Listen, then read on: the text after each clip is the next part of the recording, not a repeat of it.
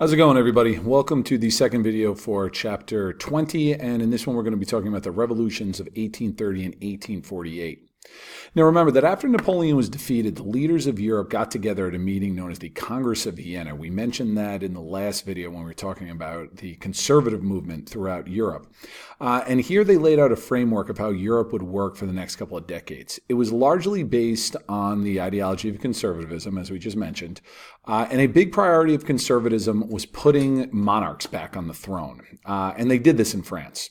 Now, while the Congress of Vienna was successful in preventing large international wars like what happened with Napoleon, it still couldn't prevent political upheaval in several countries, especially France, which had two revolutions. The first one being the Revolution of 1830.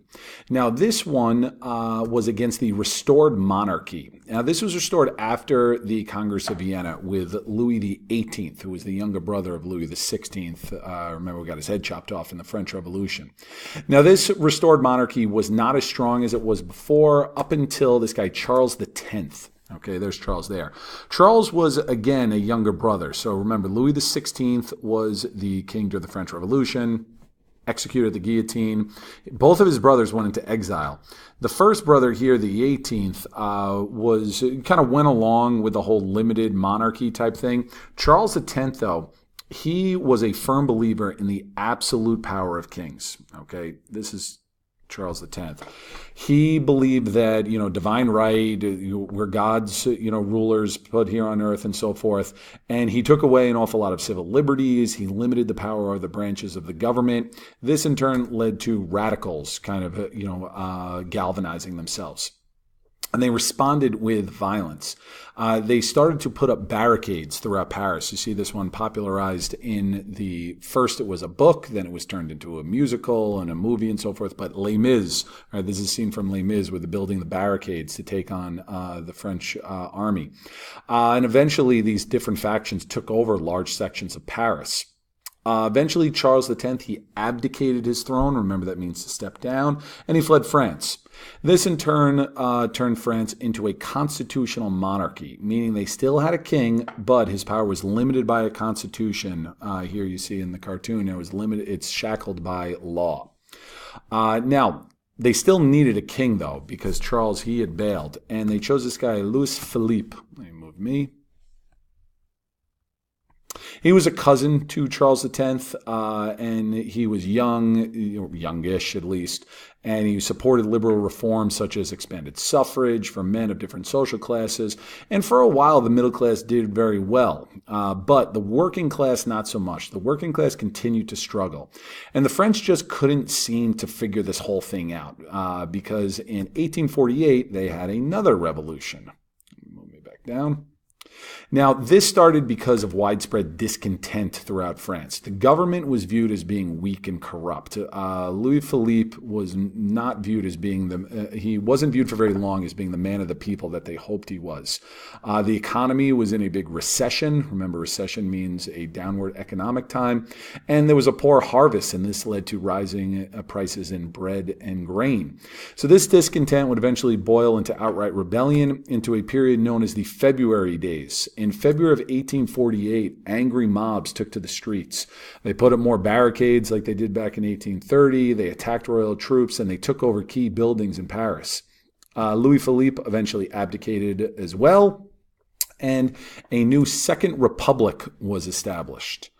Right, the flag for the Second Republic, they went back to the tricolors. It's like back from the French Revolution of red, white, and blue. And also the slogan of the French Revolution, Liberté, Égalité, Fraternité. Liberty, equality, brotherhood. So now this sounded great for everybody up until it became apparent that there were still some deep social divisions within France. The working class in particular was upset when the government shut down job programs for city workers.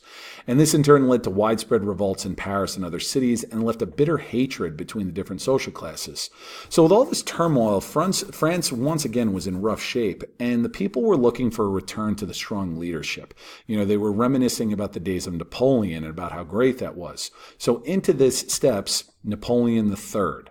Now, Napoleon III was born Louis Napoleon, and he was the nephew of Napoleon Bonaparte. He was elected president in an overwhelming victory. Now, remember what his uncle did. How his uncle kind of took different steps to rising into power. He didn't just march in and declare himself emperor. Well, Napoleon III kind of followed that. After being elected, he used that as a stepping stone, and he held plebiscites. Remember those elections of the people. But eventually, he proclaimed himself Emperor Napoleon III. Napoleon II was Napoleon Bonaparte's son. He never actually ruled, but kind of out of respect to him, this Napoleon said, I'm going to be called the third. And, the French people, they welcomed this. They liked this return to glory and strength. They viewed it as not only a return to greatness, but also of stability. Now, the French Revolution of 1848 might have, again, failed the way that the other French revolutions did to bring about democratic or republican reforms. But it once again inspired other revolutions, and many of these were throughout Europe. So let's look at those, and very quickly, because while they're scattered out throughout Europe, there's a number of similarities between them. The first one took place in Austria. Now remember, Austria is a big multi-ethnic empire. Let me move me out of the way here. So everything shaded was the Austria-Hungarian Empire, but you look within it, Austria only makes up a relatively small part of it. You've got Hungary, you've got Bosnia, you got Croatia, Slovenia, you got even parts of the Ukraine, Slovakia, and so forth. You've got a lot of different types of people in there. The way that we discussed at the end of last section with Greece is that not everybody within these multi-ethnic empires is going to be okay with being ruled by what they view as being a foreign power. So, kind of inspired by the French uprisings, you had student uprisings calling for more reforms, but also more importantly, you had a Hungarian, right, here's Hungary, independence movement. Now, the government eventually gave in and made a number of reforms, but, and this is going to be a big theme that we see through these 1848 revolutions, they were temporary. Austrian troops soon went into all these areas and they just crushed any uprising and rebels, right? So that's one that we're talking about in Austria. Another one was in Italy. Now, here's an important thing to remember about both Italy and Germany in 1848. There is no Italy in 1848. Italy is a series of different states. You got Venice, you got Lombardy, you got Tuscany, you got the Kingdom of the Two Sicilies, you've got your papal states that are ruled by the Pope. Right? He's in charge up here with Rome. So there is no united Italy. Nationalists wanted to end foreign rule because you got the Austrians up here. The French were very involved with supporting the Pope. They wanted a unified Italian government. Like in Austria, though, this did not work out. It was unsuccessful. Austria eventually regains control of northern Italy. Local rulers took back a lot of reforms. So, kind of a bit of a failure in this one as well. And the last one we'll talk about here is Germany. Now, remember, I just said there is no Germany. You got all these different German states. And the primary one to look at here is Prussia. Prussia is German, not Russian. Okay? Very, very different. They just happen to sound alike. Now, like Italy, Germany, as I said, was not united, and it was led kind of by student uprisings, that wanted more liberal reforms. The problem was that they just couldn't all get on the same page. They didn't have the widespread mass support for these, and most importantly, the Prussian king rejected them. He says, I'm not going to kind of be handed this crown by the people. I want it if it's going to come from all the different princes. Similar to what we saw in Italy and Austria, this was a failure.